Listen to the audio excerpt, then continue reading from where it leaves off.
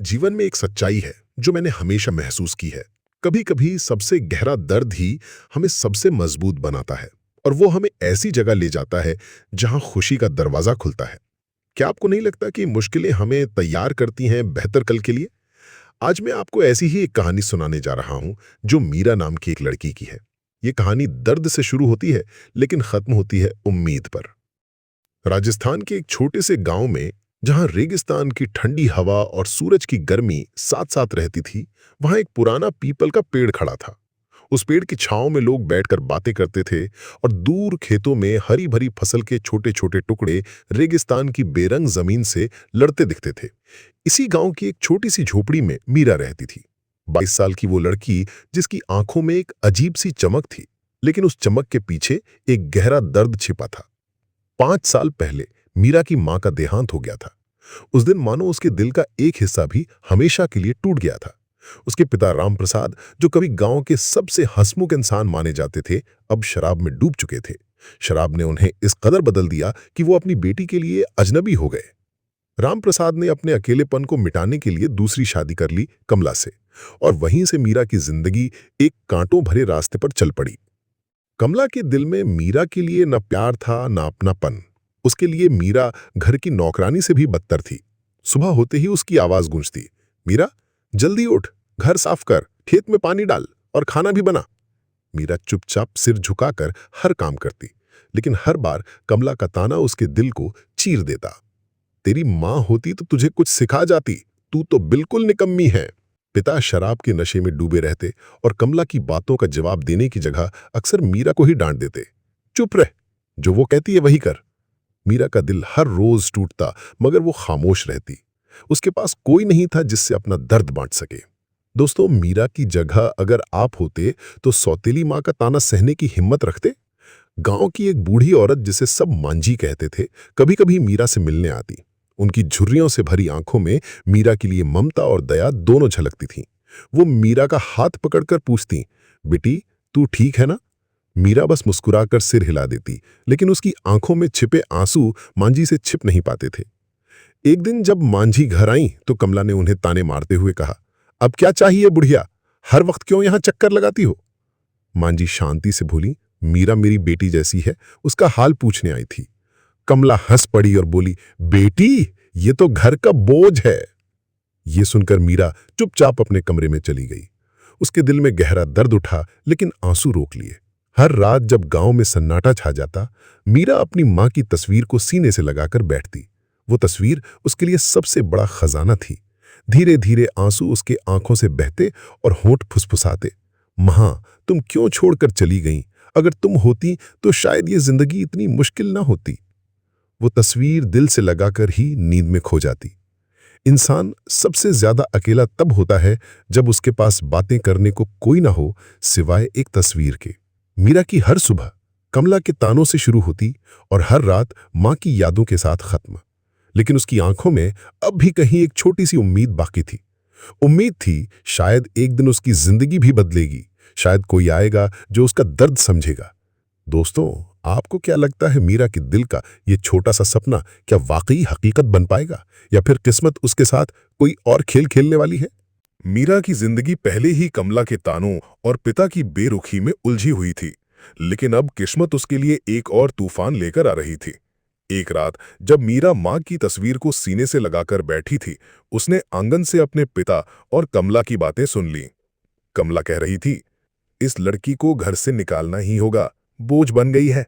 इसका ब्याह रज्जू से कर दो, वही जो बाजार में भीख मांगता है। इससे अच्छा और क्या होगा, हमारा बोझ भी कम होगा। राम प्रसाद नशे में डूबे बस सिर हिलाते रहे। कितनी अजीब बात है ना दोस्तों, कभी जिस पिता की हंसी पूरे घर को रोशन करती थी, अब वही पिता अपनी बेटी की दुनिया अंधेरी कर चुके थे। मीरा का दिल जोर जोर से धड़कने लगा। रज्जू, वो लड़का जो कभी कभी बाजार के कोने में बैठा भीख मांगता था। उससे कभी मीरा ने बात तक नहीं की थी, लेकिन उसकी आंखों में एक अजीब सी शांति जरूर देखी थी।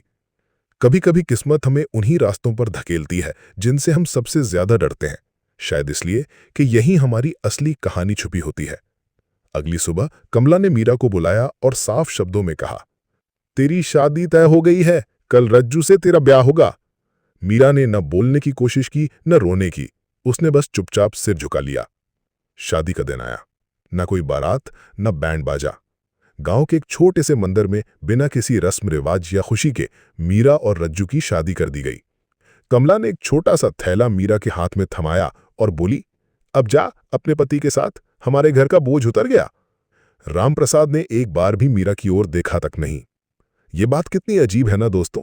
जब बेटी शादी होकर जाती है तो हर पिता की आंखें नम हो जाती हैं, लेकिन मीरा के पिता की आंखों में बस नशा था, आंसू नहीं।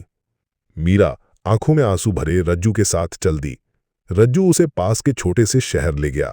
वहां उसका घर था, साधारण सा मकान, दीवारों पर हल्का रंग, एक छोटी सी रसोई और एक कमरा जिसमें पुराना पलंग और कुछ कुर्सियां थीं। रज्जू ने प्यार से कहा, मीरा, ये अब हमारा घर है, तुम यहां अपने हिसाब से रह सकती हो। उसके शब्दों में सच्चाई थी जिसने पहली बार मीरा के दिल को छुआ। हर सुबह रज्जू मजदूरी करने निकल जाता। वो शहर में छोटे छोटे काम करता, कभी किसी के लिए सामान ढोना, कभी किसी दुकान पर मदद करना। वो जो भी कमाता उससे भर के लिए छोटी छोटी चीजें लाता, कभी सब्जी, कभी मिठाई की डिब्बी। प्यार हमेशा बड़े बड़े तोहफों से नहीं दिखता, कभी कभी वो बस एक छोटी सी मिठाई की डिब्बी में छुपा होता है। धीरे धीरे मीरा को उस घर में एक अजीब सा सुकून महसूस होने लगा। एक शाम रज्जू काम से लौटा और मीरा के लिए चूड़ियों का एक छोटा सा सेट लाया। ये तुम्हें पसंद आएगा है ना? उसने मुस्कुराकर कहा। मीरा ने चूड़ियां पहनी और लंबे वक्त के बाद उसकी आंखों में चमक लौट आई। उसने पहली बार खुलकर मुस्कुराया। धीरे धीरे उनके बीच बातें बढ़ने लगी और छोटे छोटे पलों में मीरा की दुनिया रंगीन होने लगी।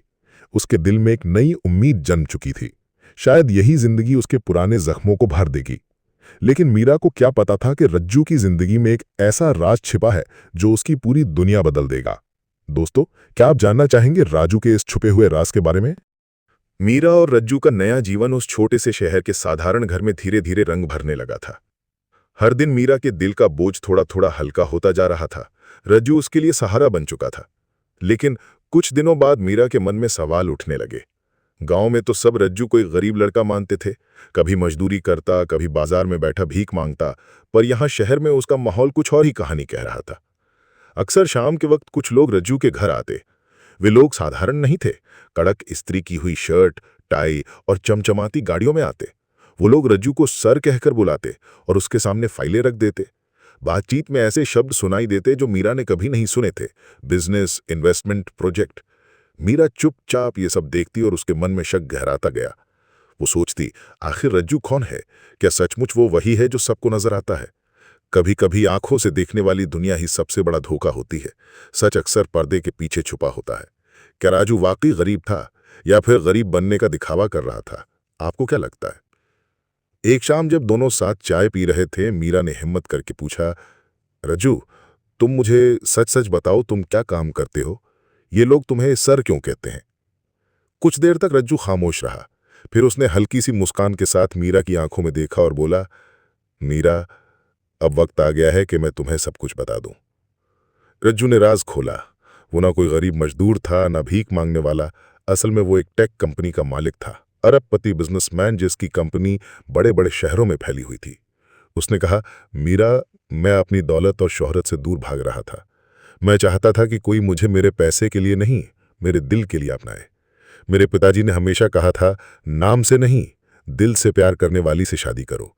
इसलिए मैंने गांव में एक साधारण आदमी की तरह जिंदगी चुनी थी। रज्जू ने आगे कहा, मीरा, मैंने तुम्हें पहली बार गांव में देखा था। तुम्हारी आंखों का दर्द, तुम्हारी हिम्मत, सब कुछ मुझे पता था। मैं तुमसे प्यार करता था, लेकिन चाहता था कि तुम मुझे मेरे असली रूप के बिना अपनाओ। मीरा ये सब सुनकर स्तब्ध रह गई। उसके दिल में तूफान उठ रहा था। विश्वास, हैरानी और प्यार, सब मिला जुला सा एहसास। रज्जू ने उसका हाथ पकड़कर कहा, क्या तुम मेरे साथ मेरी असली जिंदगी जीना चाहोगी? मीरा की आंखों में आंसू आ गए, लेकिन इस बार वो खुशी के आंसू थे। उसने सिर हिला दिया। दोस्तों, आप क्या करते अगर आपके सामने अचानक एक ऐसा सच आ जाता जो आपकी पूरी जिंदगी बदल सकता था? अगले ही दिन रज्जू मीरा को अपने असली घर ले गया। एक शानदार बंगला, बड़ा सा बगीचा जिसमें फूलों की खुशबू फैली हुई थी और अंदर हर वो सुख सुविधा थी जिसकी मीरा ने कभी कल्पना नहीं की थी। जिस लड़की को उसके अपने ही बोझ समझते थे, वही अब किसी की दुनिया की रानी बन चुकी थी। किस्मत सच में पलटने में देर नहीं लगाती, है ना दोस्तों? मीरा और रज्जू ने वहीं से अपनी नई जिंदगी की शुरुआत की। रज्जू का सच्चा प्यार और मीरा की हिम्मत दोनों एक दूसरे का सहारा बन गए। धीरे धीरे मीरा के पुराने जख्म भरने लगे और उसकी मुस्कान लौट आई। गांव की झोपड़ी से लेकर शहर के महल तक मीरा की कहानी अब एक नई राह पर थी।